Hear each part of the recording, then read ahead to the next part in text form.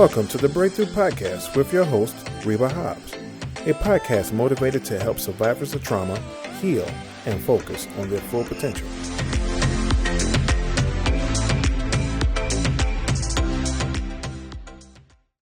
Welcome back to another edition of the Breakthrough Podcast, and I am your host, Reba, and so I am back. I'm back.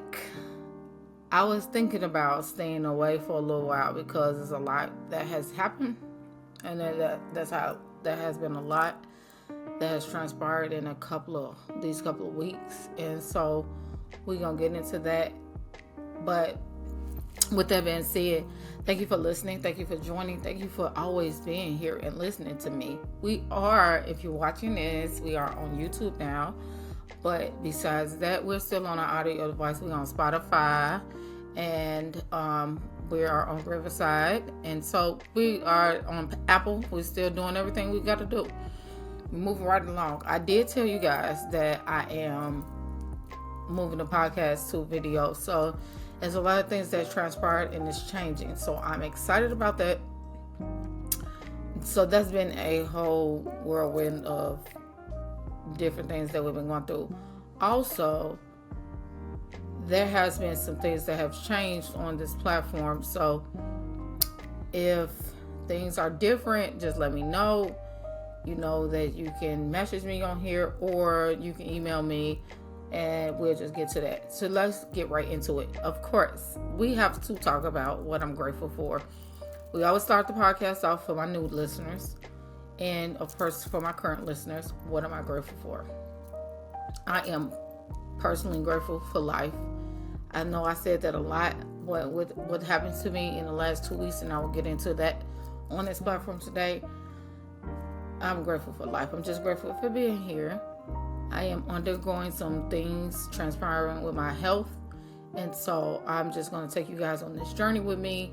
I'm mostly a private person, but this is something that I cannot hold in or keep, only because it can help somebody else. And talking about it is helping me because over the last 3 weeks, my mind has been changing on some things that I've been doing with my life. It also has opened my eyes to a lot of stuff. So with that being said, I am grateful for life. I am grateful that right now is summertime, so my kids are on summer break. My daughter is with her dad, and my son is here. He has summer school, so pray for my son because we're working on some things with that. He's going into his junior year, so we in crunch time. If y'all parents know about teenagers and been in high school, and we once was in high school, so we know how hard it is. We know how hard it was one point in time. So with that being said, I'm grateful for my kids. I'm grateful for my husband. I am married, so I am grateful for my husband. Y'all know that my best friend, which is my husband, is the producer of this podcast. So with that being said, things has changed a lot in my life. And I am telling you, when I say I'm going through something, but it's more of a transformational breakthrough. It's more of God talking to me, and it is, let me put my phone on silent because I feel like the most important people are going to call. God is doing some things where He is making me pay attention and realize something I've been paying attention to realize in the first place, but I'm getting older and we have to pay attention to a lot of things. So it's so hard to describe it. Okay, we're just gonna start from the beginning. Almost 2 weeks ago, it hasn't even been 2 weeks. Almost 2 weeks ago, I was in the hospital.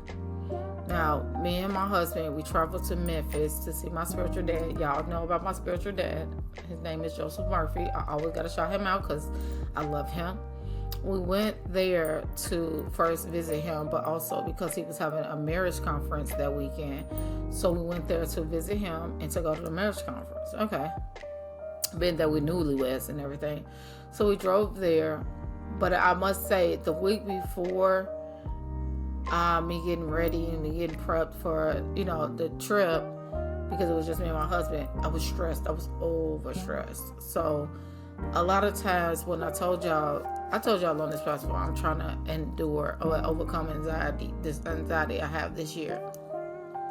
Just saying that, it is heightened. But I'm trying to overcome some anxiety that I have, the anxiety that I've been having all my life. And so I want to try to overcome this year, by the end of this year, so I won't have to worry about anything that's bothering me that's playing a part of my health. Well, with that being said, when we got to Memphis, everything was fine.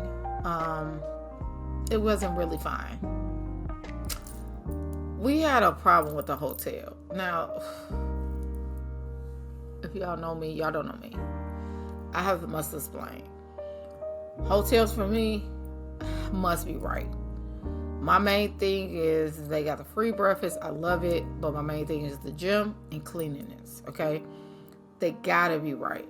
And so when I initially booked at one hotel. Council put another hotel. Then when we got there and we was getting close to the hotel, I called to confirm the reservation. They said it was the old card on there. It was another card on there. So they declined it. And make a long story short, I end up being at the hotel, the hotel. And it was one of the worst hotels I've been. It's probably the second. Now I got another funny story with my husband went on a honeymoon in this hotel we went to, but that's another time for another day. But okay, with that being said, this hotel, okay, when you first walked in, they had a family reunion. Somebody was having a family reunion. And being that we was in Memphis, okay, a lot of people have family reunions in Memphis, or Tennessee, period. So we was at this hotel. We walk in, and I was telling them I just got off the phone, and they running through everything, and they just booked the room. Now I was asking for a certain room. They didn't have it. Then for some reason, when we got to the room, they told us they did have. When I got to the room, it wasn't a bathtub in there, because I wanted a bathtub, because I'm like, okay, I want to relax. It was a shower, and I tell you, when you walked in there, it was one of the handicap if you ever been to a hotel that had the handicap bathrooms, you know what I'm talking about. And it did not look clean. It was just bad. So my husband went down there, talked to them, and I was very upset. And then they put us in another room. The second room, the TV didn't work. It was just one thing after another. Now, mind you, this hotel wasn't the best looking hotel at that either. So, that me being very picky, and it was just like, okay, we're just gonna make it work. I don't even care. I'm tired. We're gonna make it work. The next day, we get up. We're getting ready for the conference. My dad and my spiritual mom came to see us that night. So we sat outside in the parking lot talking. They had, my dad had worked it where they end up giving us a discount or whatever for the room, because all the inconvenience of everything that happened. So when that happened, it was like, okay, fine. They gave us a discount. The next morning, I wake up and we're getting ready for the conference. I go down to the gym. This before we get ready for the conference, back up. I go down to the gym because everywhere I go, and if I go to a hotel, I have to work out. So I go down to the gym, and literally none of the machines are working. None of them. So I'm like, okay, not the treadmill. And they only had a few things in there. It wasn't like a lot of stuff in there. So I go to the front desk, and I'm like, is your gym working? Is it open? Whatever. He's like, yeah, it should be, or whatever. So he goes in there. He's like, oh, okay. So he finds out that it's not working. No machines in there working. I don't know if they unplugged everything or whatever. He finds that out. So he's like, I'm sorry, I had to talk to the manager when he come in and blah, blah, blah. By this time, I'm like, forget it. I don't even want to. This is just, by this time, it's just too much. It's just way too much. Um, so I go back up, I get some coffee, and I go back in the room, and I just watch some stuff until it's time for us to get ready. We get ready, and we go to the conference and everything else. Now, mind you, the anxiety and the stress is still in my body. So when you have a lot of stress, I must say, it doesn't eliminate unless you try to eliminate it with meditation, breathing exercises, stuff like that. I didn't do none of that. If I would have worked out, it would have got eliminated. I promise you. Working out helps. But whatever. With that being said, we get to the conference. Conference is amazing. I see a lot of old church people, church friends or whatever that, so we did that. We see a lot of old people, and we have the lunch, and then the first part of the conference, and we have the lunch. A little bit after lunch is when things went left.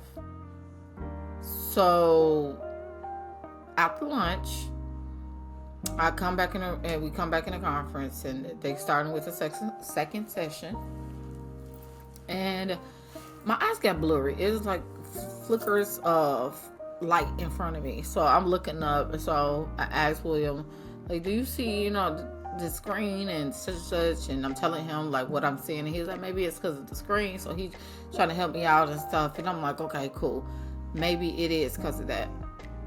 But it didn't go away. So I get up probably like 10 minutes later. I still sitting there. I get up like 10 minutes later, and I go get me some water. I walk around, and I get me some water. So I go on where they had the little food and stuff at, and then I sit down in a chair, and my body just felt weird, and I was just like, okay, this don't feel right, but okay. Let me go back in there.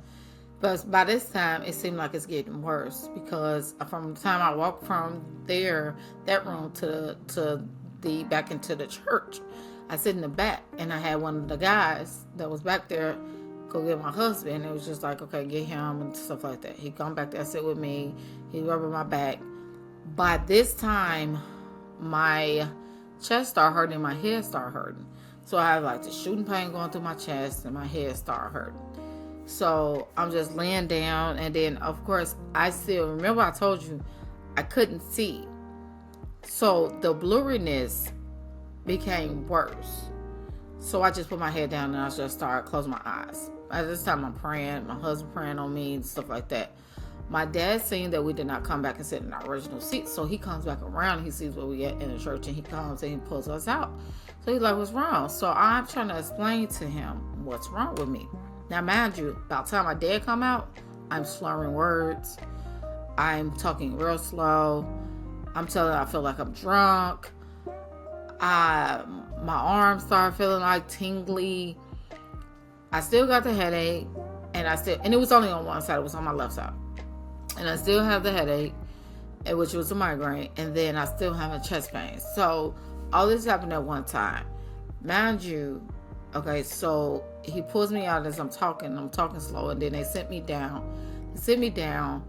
By this time, my eyes are completely closed. Like, I closed my eyes all the way, and I'm leaning in the chair, and then I hear people asking me what's wrong, and so I guess they got some nurse that work there and stuff like that, and I'm trying to explain the same story. By this time, I ain't explaining them because I'm talking so slow. So, like a long story short, they end up calling 911, and I hear it, but I didn't open my eyes not one time, because every time I tried to open my eyes when I'm looking down, I know I see blurriness. So it's just like, okay, I'm not opening my eyes. And so I hear people talking to me, asking me the same questions and stuff like that. I hear them call 911. So I still got my eyes closed the whole time. So they call 911, paramedics to get there, paramedics on this side, and everybody else is on this side. And I could just hear them praying. I hear them speaking in tongues. I hear them doing everything. And I'm just like, okay, so the paramedics finally get there, and they ask me questions. And then by the time I opened my eyes to try to look at the paramedics, because I seen, it was like blurry. They put me on a stretcher. I'm talking to them like, I can't go to no hospital. I don't live here. It was just crazy. They had to get my consent to leave or whatever, to go to the hospital. They really didn't get my consent, but they got my consent in the way of my husband was right there. My dad was like, yes, you're going. And so, make a long story short, we get to the hospital, and finally get to the hospital. They pull me in, and they doing all this stuff. So by this time, I have stuff all on my chest because they're classifying me as a stroke. So they trying to make sure I'm not having a stroke, or a heart attack. So they put everything on they already had stuff in my chest from the church. So they in the ambulance, they asked me questions just to try to keep me up. Then we at the hospital, they have the stroke specialist come. He's asking me questions, and they trying to, so I had 2 CAT scans, 1 MRI, and before I even had the MRI, we had to backtrack. Before I have an MRI, there are so many doctors and nurses around me. They steady coming in my room. My spiritual dad is there. I felt bad because some of the church members came to the hospital, and they was in the waiting room trying to make sure I was okay. It's just a whole rambunctious thing. So as I'm opening my eyes and talking to the stroke specialist, they tell me they want me to take the stroke medicine, but it's a percentage of this and bleeding out and dying and blah, blah, blah. I said no. We gonna play, because around this time, my left arm was completely like a slab of cold meat. All I felt coldness. I didn't feel nothing. This did my left arm. My right arm was fine. My left arm was just cold, numb. It was like dead weight. Like your arm fell asleep and wouldn't wake up. So I'm, telling them like this, no, my arm is not right. So I'm steady telling them that, because they asked me to repeat a lot of stuff, and I'm just telling them like my arm not right. And so by this time they say, okay, if we don't give you the medicine, because they had to contact stroke specialists downtown and everything else, and we're gonna play a part on, and we're gonna wait until your arm come back. What? And I'm like, yeah, by this time now I open my eyes and I'm like, the vision's coming back. Well, I'm like, no, I'm coherent enough to know that you cannot give me any medicine that's going to probability of me dying. Okay. So I look over and I see my husband, and he just has this face, and I'm just like, oh my God, he did so good. I must commend my husband. He did really good, because in most situations like hospitals and things about death and stuff that happen with health, he doesn't take it very well. I'm more of the person that takes it very well. He doesn't. He's more of he takes it very to heart. So I know with something about this happening to his wife, he could probably be thinking the worst, but trying to hope for the best, all this other stuff. He did such a great job, because by the time they pulled me in my room, they're trying to find a room for me, and they put me in a room. And I must say, this hospital did an amazing job taking care of me. I'm telling you, top notch, A1, amazing job taking care of me. They put me in a room, and it's so many doctors and nurses around me coming in and out and everything else. And I'm just like, by this time, I'm like, call my aunt. Now, if y'all know me, y'all don't know. I have an aunt that's a nurse, that's a registered nurse. She's retired now, but my Auntie Cindy is like another mom to me. She literally is. She's like my second mom. So I trust her with everything. Being that I've been in the hospital all my life since a baby, with near-death experiences, and I have so many allergies to stuff, and I'm the 1% chance, and my mother always heard, she might die, and all this stuff. That's been my life. Being that has been my life, as I've been an adult, and as I got an adult, every time I go to the hospital, I always come out to Sandy. They give me this medicine, so I take it. No. Okay. She has to say yes and no to a lot of stuff. So immediately I thought about my aunt, and I was like, come on to Sandy. And I tell my husband, come on to Sandy. I put her on speakerphone. They right there, and they telling her what they doing and why I do this and that and that. They telling her I got to get the MRI. I didn't have the MRI yet. I just had the 2 CAT scans. So I had my husband call my kids to tell them, he had called everybody, by this time. He called, because I'm in and out. I'm tired and all this stuff, but make a long story short, he called everybody, to let them know, to pray and everything. So he called my kids. He told me to call my kids. It's fine. But I wanted to talk to my kids. So before I called my Auntie Sandy, I talked to my kids personally on the phone and told them I love them, because I wanted my kids to hear my voice. Even though you hear somebody say that somebody in the hospital, if you're living, call your kids and let them hear your voice. It's a whole difference, because the probability of somebody just saying your mom's in the hospital, she gonna be okay, is not a comforting feeling. So they called me back. He called them. Then I called my aunt. My aunt tell them everything to do. I tell you, when I say they listen to my aunt, they listen to her. They listen to everything she told them to do, because I'm severely claustrophobic, so I have panic attacks in hospitals and stuff, because I've been in and out of hospitals all my life. So I'm like, things not right. I can't. So I have panic attacks. I'm severely claustrophobic. Everything else. So they're still treating me as like stroke. And so they we got to get her in. First they said they was going to do the MRI the day before and the next day. And then they rushed it and said, nope, we got to do it it was like 5-10 minutes after they told me. And I was like, whoa.